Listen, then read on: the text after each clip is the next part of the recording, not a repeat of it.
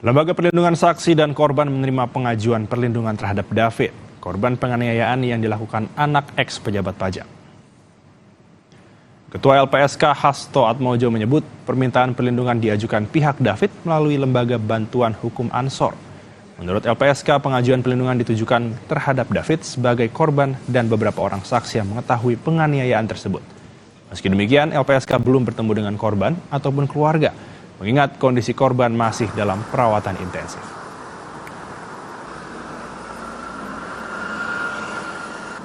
Ada syarat formal maupun syarat material yang harus dipenuhi oleh korban maupun keluarga korban, dan itu bisa diwakili oleh pengacaranya dari LBH Ansor, agar itu segera dikirimkan supaya kami segera bisa memproses, melakukan investigasi dan juga asesmen kira-kira kebutuhannya apa saja ini dari korban saudara David ini. Paling tidak, kalau melihat dari cerita yang sudah kita dengar, kemungkinan kita bisa memberikan bantuan rehabilitasi medis kepada yang bersangkutan dan juga fasilitasi restitusi atau tuntutan ganti rugi kepada pelaku nantinya.